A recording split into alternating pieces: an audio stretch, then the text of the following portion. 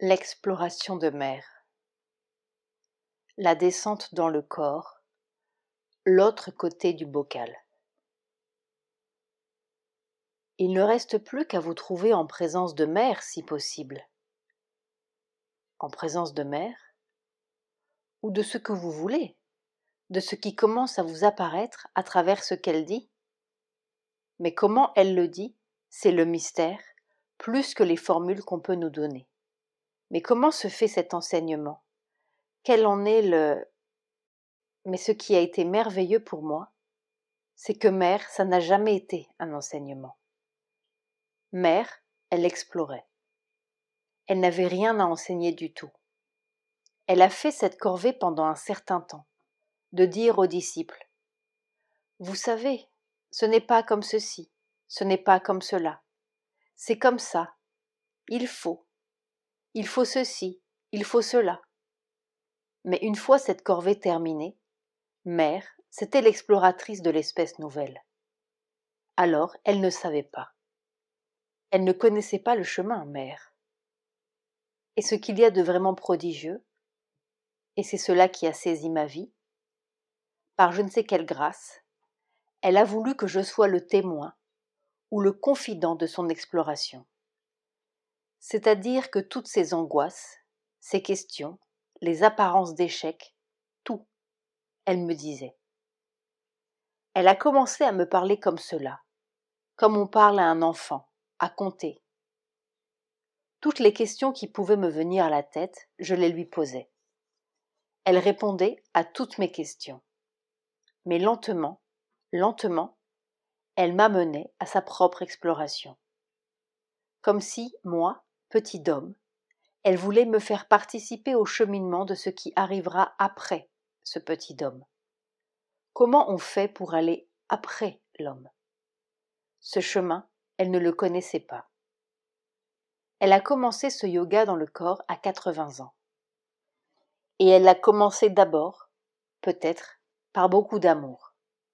Parce que celui qu'elle aimait, Sri Aurobindo, était parti. Il était, entre guillemets, mort, comme on dit. Alors la mort, c'est l'ennemi. La mort, c'est celui qui avalait, finalement, toujours, semble-t-il, l'amour, qui triomphait toujours. Et c'était un peu comme si elle voulait arracher Sri Aurobindo à la mort, si je puis dire, ou arracher ce masque de mort pour savoir ce qu'il y a derrière.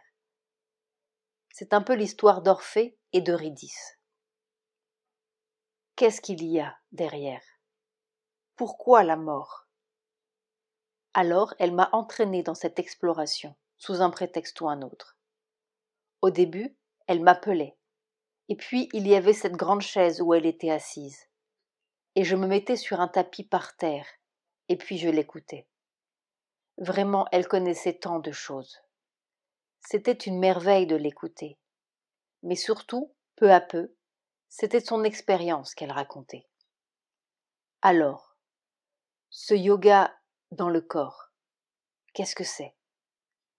Bon, on s'imagine que le corps, c'est ce qu'il y a de plus simple. C'est notre corps, c'est quelque chose qui est bien connu.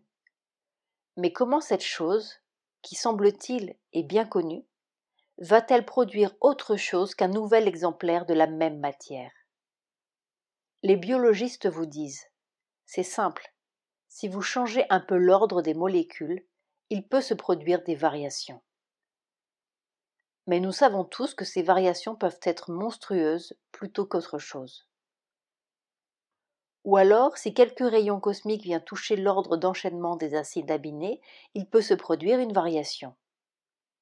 Et encore, tout cela s'étend-il sur des milliers et des milliers d'années. Alors, où est l'issue, si la biologie semble nous dire que vous ne ferez jamais autre chose qu'un homme? Peut-être un super-homme au sens intellectuel, ou alors peut-être un monstre physiologiquement. Mais une autre espèce, comment cela peut être possible? La biologie n'a pas de réponse. Elle dit, le mélange de certaines molécules peut, au bout d'un certain nombre de milliers d'années, produire une variation qui entraînera d'autres variations, qui finiront par faire une autre espèce. Bien, à l'époque nous étions en 1960. Déjà, on comprenait bien que le monde n'avait plus de millénaires à attendre, que le problème était à la porte, qu'il fallait trouver la réponse. Alors, où était la réponse? Justement dans ce corps, si les biologistes ne la donnaient pas. Qu'est-ce que c'est que le corps? Ça a l'air très simple, mais en fait, c'est la chose qui est la plus inconnue de nous. C'est la chose que nous ne connaissons pas du tout. Qu'est-ce que nous connaissons de notre corps? Nous sommes revêtus d'un empilement de couches successives.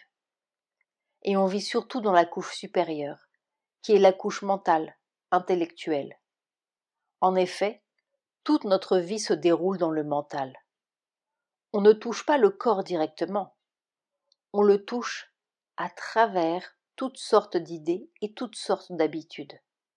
Mais le corps lui-même, tel qu'il est, qu'est-ce que nous en connaissons? Donc, si l'on veut commencer à découvrir ce corps tel qu'il est, cette biologie telle qu'elle est, pas à travers un microscope, mais telle qu'elle se vit, il faut d'abord évidemment traverser cette couche mentale, cette première couche, qui est tout le vacarme de nos idées, de nos préjugés, de tout ce qu'on a l'habitude de vivre constamment, avec toutes les suggestions médicales, toutes les suggestions possibles, toute la vie dans laquelle nous sommes enfermés. Ça, c'est une première couche à traverser pour s'approcher du corps. Il faut d'abord commencer par faire taire tout ce vacarme mental qui enveloppe le corps.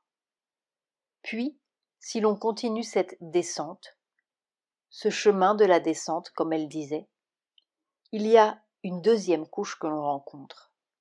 C'est toute la couche affective. Ce sont tous les sentiments que l'on a, toutes les réactions émotives que l'on a. C'est toute une couche grouillante et déjà beaucoup plus collante que la couche intellectuelle. Mais ça aussi, ça nous conditionne constamment. Et ça recouvre le corps. C'est comme une trame qui recouvre le corps. Comment peut-on voir ce qu'il y a dans ce milieu cellulaire, si je puis dire, tant qu'il est agité ou recouvert par toutes ces couches? Il faut traverser les couches. Il y a donc cette deuxième trame, ou cette deuxième couche affective-émotive, qu'il faut traverser pour encore s'approcher du corps. Alors là, la descente devient de plus en plus difficile. C'est-à-dire qu'il faut réduire au silence, ou traverser tout ce vacarme émotif qui est là, et toutes ces réactions dont nous sommes à peine conscients, parce qu'on les vit tellement naturellement. Puis il y a encore une troisième couche à laquelle on arrive. C'est toute la couche des sensations. On commence déjà à s'approcher du corps. Toutes les sensations du corps, toutes ces réactions spontanées, de peur, de crainte, d'agression, On découvre alors un monde grouillant, mais qui n'est pas du corps, qui est de toutes les habitudes qu'on a données au corps, les habitudes que l'on a données par l'éducation, les habitudes qui viennent de l'atavisme, les habitudes qui viennent du milieu. On pense qu'on ne peut pas faire ceci, ce n'est pas possible. On ne peut pas manger ceci. On ne peut pas vivre à plus de telle température. On ne peut pas. Le corps est conditionné par une espèce d'énorme couche de « tu ne peux pas, tu ne peux pas, tu ne dois pas ». Ça, ce n'est pas possible. Ça, ce n'est pas possible. C'est pas possible. C'est tout un formidable conditionnement qui est là. Alors, on commence à s'approcher de quelque chose qui devient très, comment dirais-je, serré, aigu, dangereux. On commence à s'approcher de la racine de la mort dans le corps. On s'aperçoit que si l'on veut déranger toutes ces microscopiques habitudes qui sont là à recouvrir notre substance cellulaire, notre corps, si l'on commence à vouloir déranger ça, mais on provoque une révolte dans le corps, un affolement dans le corps, une peur, et puis on touche finalement au fond, une envie, un appel de la mort, comme s'il y avait au fond de la conscience, presque à toucher le corps, je ne dis pas encore dedans, ce n'est pas encore le corps vraiment. Il y a quelque chose qui aspire à la mort. Il y a quelque chose, pourquoi? La vie est une sorte de catastrophe. Parce qu'il faut constamment lutter, se tendre, prendre, rejeter. La vie est une sorte de menace constante. Donc, au fond du corps, on découvre une espèce d'aspiration au repos, à l'inertie. C'est comme si l'on trouvait alors là tous les vieux souvenirs évolutifs, et comme une nostalgie du minéral tout à fait au fond. La paix du minéral, n'est-ce pas, quand la vie n'est pas encore née, quand elle est encore statique. Alors il y a ce besoin. Au fond du corps, il y a ce besoin de repos, d'inertie, surtout de faire cesser cette espèce de cauchemar constant qui est de lutter, d'agir, de réagir. C'est une espèce de formidable tension qui est mise sur toutes ces cellules, qui les force à lutter. Et derrière cela, une aspiration à la mort. Mais ça ne se vit pas abstraitement, cette exploration. Ça se vit à travers beaucoup de maladies. Je parle de mer, de l'exploration de mer. Dès qu'on veut déranger l'habitude, tout se désorganise. Dès qu'il y a la moindre désorganisation, vous voyez de tous les côtés, dans le fond du corps, se lever toutes sortes d'anxiétés, de craintes, de peurs. Ah, ça va être la mort. Ah, ça va être le cancer. Ah, ça va être telle maladie. Un monde grouillant de suggestions qui sont là, au fond du corps. Alors, il faut traverser tout ça. Il faut traverser toute cette illusion de la maladie. Il faut traverser. Il faut traverser la mort. Or, il se produit un phénomène. C'est évidemment difficile de résumer un cheminement pareil. Mais c'est comme si l'on vous mettait constamment devant la destruction pour trouver la clé, pour trouver la force qui est plus grande que cette destruction. Cette loi de destruction qui semble être au fond du corps. C'est comme si, à travers les mailles de toutes ces trames successives qui recouvrent le corps, comme si, à mesure que l'on descendait là-dedans, il y avait de temps en temps d'étranges insufflations ou infiltrations, et puis tout d'un coup le corps débarquait, pour quelques secondes, dans un monde où toutes les lois semblaient s'effriter. Ce ne plus avoir de pouvoir, où toutes ces choses qui semblaient si implacables, tout d'un coup étaient dissoutes dans quelque chose qui était plus fort que la loi de la mort, plus fort que la loi de la maladie, plus fort que quelque chose pour qui c'est une illusion. Mère a eu, par exemple, je ne sais pas combien d'attaques cardiaques. Bon, normalement on en meurt. Et alors, dans cette minute où elle est à la porte de la mort, n'est-ce pas, il y a quelque chose d'autre qui s'infiltre, comme quelques secondes de lumière ou de pouvoir qui tout d'un coup souffle sur cet accident apparent. Et puis, il n'y a plus de maladie, il n'y a plus de crise cardiaque, ça n'existe plus. Alors il faut que l'expérience se reproduise une fois, 2 fois, 100 fois pour que les cellules du corps commencent à prendre l'habitude d'une autre loi, où toutes ces vieilles suggestions commencent à se dissoudre. C'est lentement que le corps apprend une autre possibilité.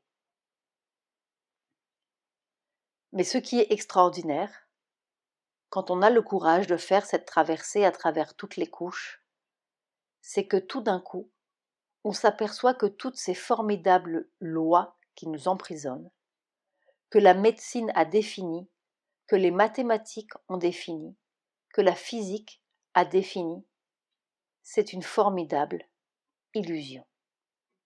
Que ça n'existe pas, qu'à une certaine profondeur ou pureté, si je puis dire, cellulaire, quand on arrive à l'origine de la vie cellulaire sans tous ces recouvrements ou ces revêtements, à l'origine, il y a quelque chose qui est en dehors de la mort, en dehors de l'accident, en dehors de la maladie. Si vous voulez, la soi-disant liberté qu'on trouve au sommet de la conscience, on la retrouve dans le corps. Mais on la retrouve par petits souffles, n'est-ce pas? Par un millier de petites expériences. Parce que le corps, c'est quelque chose de très lent pour apprendre sa propre liberté. Il ne croit pas à sa liberté, le corps. Il croit à toutes ses habitudes. Il croit à toutes les maladies. Il croit au catalogue de toute la médecine. Si tu fais ça, il arrive telle chose.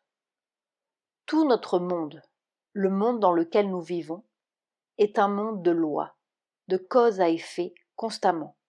Si tu fais ceci, il arrivera cela. On ne peut pas comprendre à quel point nous sommes prisonniers physiologiquement. On comprend qu'on est prisonnier d'une idée, prisonnier d'un sentiment, prisonnier d'une sensation. Mais ce qu'on ne sait pas, c'est qu'on est, en fait, on est physiologiquement prisonnier. Et qu'il y a une liberté. Quand on arrive à traverser toutes ces couches de conditionnements successives, on arrive à une liberté qui est là au fond du corps. Tout d'un coup, on échappe à la loi, à la soi-disant loi dans laquelle les biologistes nous enferment.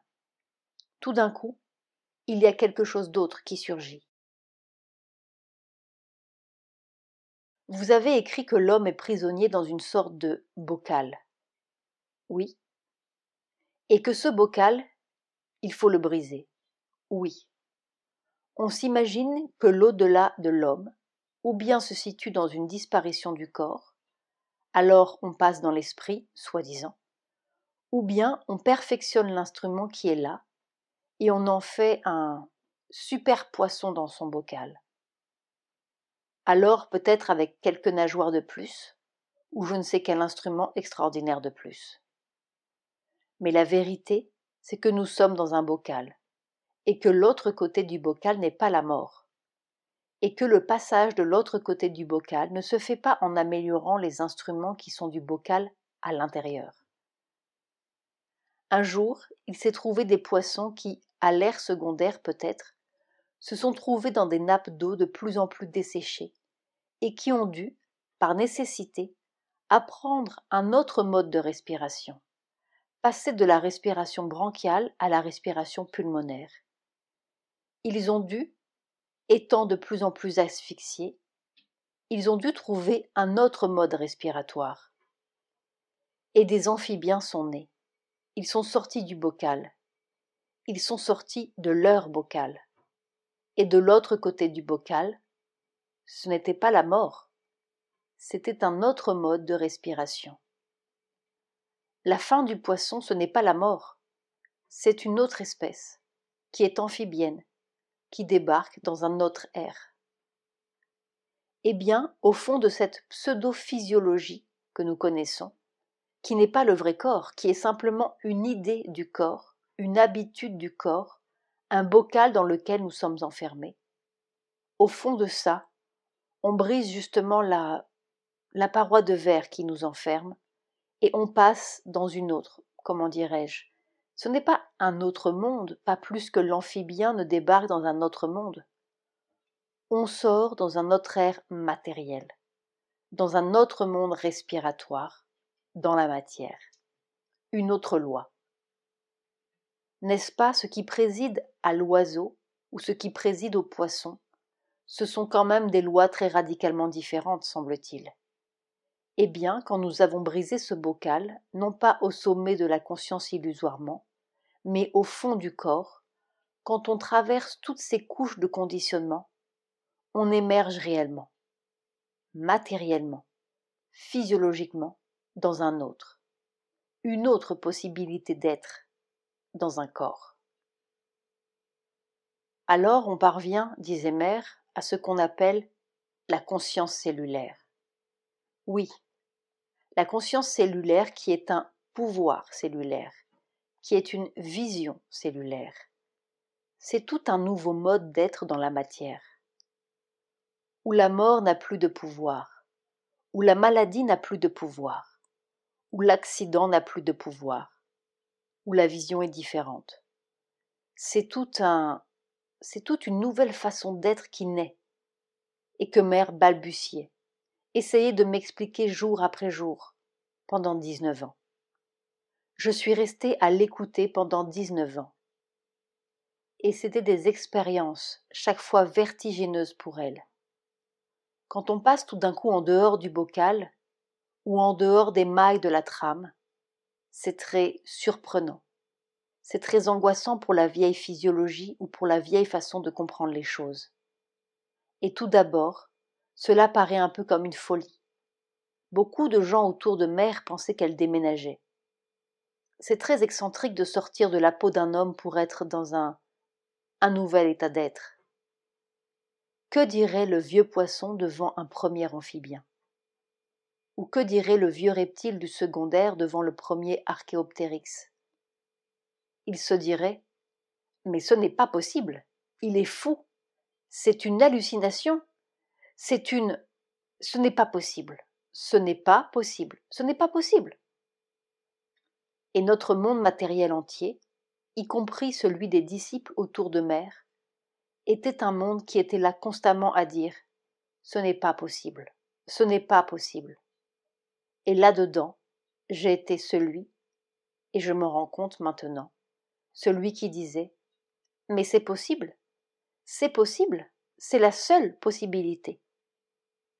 Et c'est parce qu'il y avait au fond de moi, ce n'est pas une foi, c'était une façon de respirer profonde, cette certitude. Mais oui, c'est possible. C'est justement la seule possibilité. On en a assez des Upanishads et des Védas et des Bibles et de toutes les vieilles histoires humaines et des marxismes. Il faut trouver un autre mode de respiration. Et c'est là où je plongeais avec Mère. Plongeais, enfin, j'allais vraiment comme un vieux noyé humain qui cherche désespérément à trouver l'autre mode respiratoire.